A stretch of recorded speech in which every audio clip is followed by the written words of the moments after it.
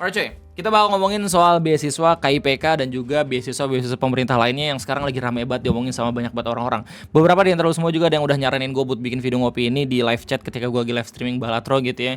Nah by the way, setelah gue cari tahu ternyata banyak banget orang-orang yang tiba-tiba lagi diskusi dan juga nge-share tentang salah satu screenshotan atau gambar yang dihasilkan dari hasil rapat Komisi X DPR dan juga Kemensaintek Dikti. Yang kalau misalnya lu lihat docs-nya itu ada di channel TVR Parlemen dengan judul Komisi X DPR RI rapat kerja dengan Mendikdasmen, Mendiktisaintek dan juga Menteri Kebudayaan. Dari hasil rapat ini, orang-orang Twitter tahu kalau misalkan ternyata ada rencana pemotongan anggaran beasiswa yang bakalan berpotensi kena ke KIPK, Beasiswa Pendidikan Indonesia, Beasiswa Adik, dosen gitu ya, bisa dosen, LPDP dan segala macam kayak gitu. Dimana kalau misalnya lu lihat lebih detailnya lagi, itu kira-kira 9-10% bakalan kena pemotongan dari anggaran awal beasiswa pendidikan. Yang udah jelas banyak banget orang-orang yang protes dan banyak banget orang-orang yang memohon gitu ya untuk menolak rencana ini. Karena apa? Karena banyak banget adik-adik kita gitu ya, masyarakat kita yang emang bisa terbantu, bisa kuliah sampai ke pendidikan yang lebih tinggi karena beasiswa pemerintah. Nah, selamat datang di Ngopi, ngobrolin persoalan Indonesia. Dan kita kembali lagi ngobrolin soal efisiensi anggaran yang sedang direncanakan sama pemerintahnya Pak Prabowo berdasarkan instruksi Presiden nomor 1 tahun 2025. Kemarin kita udah sempat ngebahas tentang efisiensi. Sorry, tadi HP gue agak sedikit mengganggu. Kemarin kita udah sempat ngebahas tentang efisiensi anggaran ya, karena pemerintah Pak Prabowo itu emang sedang mencanangkan sampai BMKG pun kena pangkas 50%. Sekarang kita coba bakal ngebahas sedikit tentang dampak dari efisiensi anggaran yang masuk ke dalam dunia pendidikan Indonesia. Buat lo semua yang nggak tahu, jadi setahu gue gitu ya, ada peraturan, ada undang-undang yang mewajibkan negara kita itu mengalokasikan dana 20% APBN dan juga APBD untuk tugas pendidikan dan juga untuk mencerdaskan anak-anak bangsa kayak gitu. Dan kenapa meskipun tetap 20% tapi jumlah pendidikan beasiswa dan segala macam dikurangin? Jawabannya adalah ada beberapa program lain gitu yang memang baru direncanakan sama pemerintah Pak Prabowo yang sekarang. Lu bisa lihat dari berita di idxchannel.com yang berjudul Bu Sri mulai sebut anggaran pendidikan jadi yang terbesar di APBN 2025. Kenapa menjadi yang terbesar tapi justru beasiswanya dikurangin? Jawabannya adalah program makan bergizi gratis menurut berita ini termasuk ke dalam APBN pendidikan. Oke, Kementerian Keuangan menetapkan anggaran prioritas dalam APBN 2025 untuk mendorong tercapainya agenda pembangunan. Oke, alokasi prioritas tersebut mencakup diantaranya sektor pendidikan sebesar 724,3 triliun. Sebagian anggaran bekerja kesehatan dan pendidikan bakal diangsurkan untuk implementasi program makan bergizi gratis yang akan mulai berjalan pada 2 Januari 2025. Terjawab ya alasan kenapa anggaran pendidikannya gede tapi ternyata banyak banget pemotongan beasiswa, karena pada dasarnya ada program lain yang emang sedang dijalankan sama pemerintah. Dan sebenarnya ini nggak mengagetkan juga gitu ya kalau misalnya kita lihat dari janjinya Pak Prabowo waktu pemilihan presiden kemarin. Kalau misalnya kita bandingin sama dua calon presiden yang lain, Pak Ganjar juga Pak Anies, Pak Ganjar itu kok nggak salah punya yang namanya satu keluarga satu sarjana programnya. Menurut gue itu programnya lebih bagus dan juga lebih masuk akal dibandingin internet gratis ya Pak Ganjar. Terus kemudian di Mas Anies kalau nggak salah ada revitalisasi beasiswa dan juga kuliah gratis untuk masyarakat miskin. Oke. Dan menurut gua dia yang paling niat buat visi misi. Kenapa? Kita sendiri udah pada tahu, kita sendiri udah pada baca gitu. Gue pernah buat live streaming tentang membandingkan visi misi antara 3 calon presiden, dan Pak Ganjar kalau nggak salah itu 80 halaman. Pak Prabowo juga 80 halaman. Pak Anies 300 halaman sendiri anjir buat skripsi, buat jurnal. Dan gak kepilih lagi Pak. Oke. Nah, yang gue inget-inget kalau misalnya ngomongin soal visi misinya setiap calon presiden, Pak Ganjar itu AI-nya yang gue inget. Karena banyak banget gambar-gambar AI. Sementara kalau misalkan Pak Prabowo lebih banyak mention presiden sebelumnya, Pak Jokowi. Nah, kalau misalnya Pak Anies lebih banyak bahasa-bahasa literaturnya, buset. Dan emang paling banyak gitu ya. Well, kita balik lagi ke permasalahan.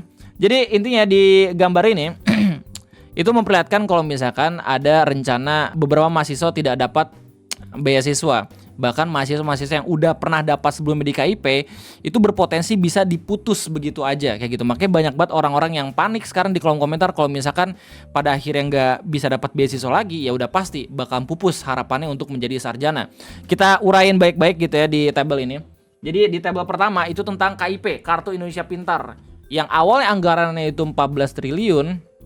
Itu terus habis itu kena efisiensi 1 triliun. Jadi kira-kira kena 9%. Oke. Jadi target 1 juta mahasiswa ongoing dan mahasiswa baru katanya bakal kena efisiensi. Masyarakat pendidik KIP sebanyak 663.000 dari 844 mahasiswa ongoing tidak dapat dibayarkan pada tahun 2025. Yes, secara tidak langsung lulus semua yang emang awalnya bisa dapat beasiswa ini mungkin atau berkemungkinan bakalan gak dapat di bulan-bulan berikutnya. Ekonomi sebanyak 663 masyarakat penerima KIPK terancam putus kuliah. Oke, dan lu bisa ngeliat juga dari kolom komentar di sini. KIPK terputus, kami terancam tidak bisa lanjut kuliah. Pak, saya baru masuk kuliah apoteker, sudah ospek, tapi baru ada pengumuman kalau KIP kuliah ditiadakan. Oke, semoga ini dilihat juga gitu ya sama pembuat kebijakan. Masyarakat menerima KIP tidak ada penerimaan mahasiswa baru. Penerima KIPK tahun 2020 yang pada tanggal 4 Februari 2025 lalu telah dibuka pendaftarannya. Jadi basically di tahun 2025 nggak ada pembukaan beasiswa. Pemerintah gagal memutuskan rantai kemiskinan dengan ditiadakannya penerima KIPK dengan harusnya putus studi dan tidak adanya penerima mahasiswa baru, maka berpotensi membuat gagal adanya sarjana pertama dari keluarga miskin. Menurunkan akses penduduk dari kelompok ekonomi rendah ke pendidikan tinggi dan segala macam. Terus habis itu ada beasiswa lain kayak beasiswa pendidikan Indonesia. Terus habis itu beasiswa adik. Buat teman-teman yang nggak tahu beasiswa adik itu apaan? Beasiswa adik itu merupakan beasiswa afirmasi untuk saudara-saudara kita yang memang memiliki keterbatasan tidak bisa mengakses pendidikan tinggi karena rumahnya jauh. Ya, jadi diperuntukkan untuk saudara-saudara kita ya dari bagian timur Indonesia, Papua dan juga Papua Barat, dan kena pangkas juga. Nah, lu udah tahu kan jadi alasan kenapa ramenya? Iya, karena ini ngomongin soal beasiswa, banyak masyarakat yang mungkin bakalan kena dan segala macem. Dan banyak banget orang-orang juga yang mention kalau misalkan Pak Prabowo dulu pernah janji kalau misalkan dulu tuh katanya kalau misalkan kepilih kuliah bakalan gratis segala macam, tapi pada akhirnya justru malah kita bisa ngeliat kayak gini. Bahkan ada berita juga ya, yang ngabarin kalau misalkan pengotongan anggaran Kemendikti ini mungkin bakalan berpotensi bisa menaikkan harga biaya kuliah kayak gitu. Tapi perlu diingat, jadi screenshot ini sebenarnya memang dari rapat ini gitu ya, hasil dari rapat ini. Cuman kalau misalnya lihat di videonya nggak ada sama sekali memperlihatkan kalau misalkan artikel ini muncul. Tapi lu bisa lihat kalau misalkan tantangan. Oke, laman-laman sebelumnya itu emang didiskusikan sama para pejabat kita. Dan kalau misalnya lihat videonya secara full, lu bakal tahu kalau misalkan orang-orang dari Mendikti Saintek juga bukan menolak, jatuhnya kayak mengusulkan ke komisi X gitu ya di DPR tentang pendidikan kalau misalkan rencana anggaran ini benar-benar bisa membuat potensi kegaduhan. Jadi gua sih bisa berkesimpulan gitu ya kalau misalkan screenshotan ini kayak bola liar dan juga api panas untuk ngelihat bagaimana respon orang-orang terkait efisiensi anggaran. Ya semoga kita nggak ngelihat another skenario kalau misalkan tiba-tiba ada pejabat kita yang akhirnya menolak kalau misalkan ini bakal diberlakukan terus habis itu beasiswanya diadain lagi gitu ya. Kita udah sering banget ngelihat staging pejabat kalau misalkan pada akhirnya ada pahlawan yang bisa menolak semua kebijakan-kebijakan kentut kayak gini. Nah, kalau misalnya di Twitter banyak banget orang-orang yang pada akhirnya mempertanyakan kepada voters genap gitu ya, 02. Apa sih alasannya kenapa bisa milih yang memerintah sekarang? Karena kalau misalkan kita lihat dari beberapa kebijakan-kebijakan yang terbaru gitu ya, kayak misalkan distribusi gas LPG dan segala macam, bahkan udah sampai ada yang meninggal ini. Menurut mereka tuh kayak nggak masuk akal, pada akhirnya ada yang milih kayak gitu. Ya bahkan ada kata-kata menyentuh juga gitu yang bilang kalau misalkan bisa anak kita makan gratis, tapi di rumah justru bingung kita makan apa karena udah nggak ada lagi pekerjaan-pekerjaan gitu. Ini kan agak sedikit sedih gitu ya. Nah buat gua sendiri gitu ya, yang emang ngelihat opini dan juga fenomena-fenomena ini, gue harus ingatkan baik-baik kalau misalnya kita udah bukan 01, 02, 03 lagi. Kita masyarakat Indonesia. Udah saatnya kita terlepas dari kutukan pengkotak-kotakan pemerintah gitu ya, cebong kampret gitu. Itu gue paling benci banget. Dan jangan sampai gitu ya, jangan sampai lu bener-bener mau banget disetir sama buzzer yang bilang kalau misalnya lu oposisi, lu anak aba, lu oposisi berarti lu anak-anaknya Ganjar yang demen banget ngebokep gitu ya. Oke, kita semua sama coy. Gue pernah merasakan, salah pilih. Nih gue harus nge-reveal ini, mungkin sebagiannya terus semua pada nggak tahu gitu ya. Jadi dulu tuh waktu periode keduanya Pak Jokowi, gue milih beliau karena apa? Karena menurut gue periode pertamanya bagus. Gue senang ada Pak Yusuf Kala juga, ya nggak sih? Di periode kedua menurut gue agak kurang maksimal kinerjanya beliau. Jadi gue kayak punya semacam tanggung jawab ya, karena mungkin itu juga kesalahan gue gitu untuk ngasih tau ke orang-orang kalau misalkan pilihan lu itu penting.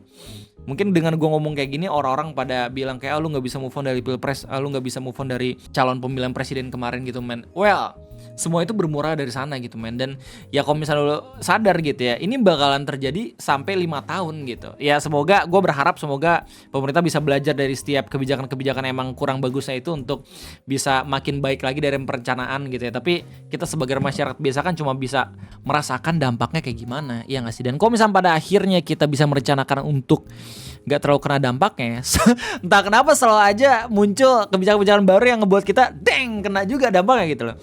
Baik Hai, gue berharap kalau misalnya pemerintah kita bisa belajar kesalahan. Kalau misalkan ya kebijakan tuh jangan nunggu sampai ada korban dulu, jangan nunggu ada pahlawan kesiangan dulu baru sadar kalau misalkan kebijakannya kurang bermanfaat kayak gitu. Ya emang agak sedikit aneh sih kalau misalnya pada akhirnya kita lihat berita APBN-nya termasuk tertinggi pendidikan tapi ternyata beasiswa dikurangin kayak gitu. Dan kalau misalnya lo lihat di Manifest Universitas banyak banget orang-orang yang mempertanyakan dan juga mencari mana voters yang emang memilih pemerintahan yang sebelumnya karena dampaknya kerasa juga sama ke orang-orang yang emang kagak milih kayak gitu.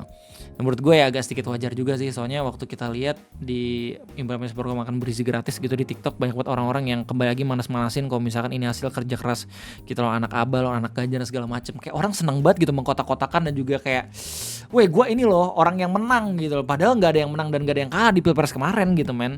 Kita sama-sama akan menjadi oposisi pada akhirnya meskipun lu milih yang menang sekarang kayak gitu loh.